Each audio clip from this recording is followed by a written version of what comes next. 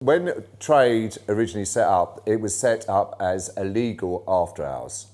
You know, at that time there were many people doing after hours in different places, but all of them were totally illegal. So I would get on a weekly basis. I mean, at that time, it wasn't MP3s. At that time, it was cassettes. So I'd be going around with these bloody. I'd have to wear a suit jacket down there because I'd had so many bloody tapes. I mean, so many tapes in my pockets. I'd have to have a jacket just to put the tapes in. And in the end, I'd give them to the managers. And I mean, it was when I came across, how can I say it, the very good friends of Tony's who had actually come down from Birmingham. They would come along and they would give me, every week, they'd give me, oh, here we go again, another tape from him. I know that he DJ'd other places, but I knew that he was, I think he's only played a couple of times at Heaven. And these guys they were actually quite forceful. And I met them again in Australia, and they said, "Have you listened to the tape?" And I said, "Yeah, I have." And I was listening to his music, and I thought, this is, I don't know, it was so perfect. He put a slight high energy bit to it. Playing Flotation 8 o'clock in the morning is my idea of heaven. You know, I mean, when Tony was playing that track, I was dancing outside, John Newman playing with the lasers, the love and the bonds being with people in there, and thinking that, you know, if I died now, I would died the happiest man. Well, I used to talk to Tony, I used to talk to the other DJs, and Tony used to make me laugh. He was like, I love Tony, you know, he made me laugh. And when he started doing his Kiss show, he used to stay with me in London.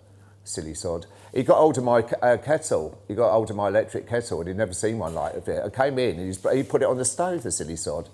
So it melted. I said, "You people from Birmingham, have you never lived?" So he basically went out and bought me a new kettle, which was fantastic. And you know, when he did his first photo session, I helped him with his first photo session. I gave him clothes to wear. I got a phone call from him once in Majorca.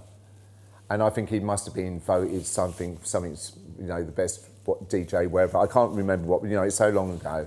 But he phoned up and he was in tears. And I said, he said, "What's wrong?" He said, "I can't believe," he said, I'm at the height of my career and I am so bloody lonely. And I said to Tony, "It's lonely at the top."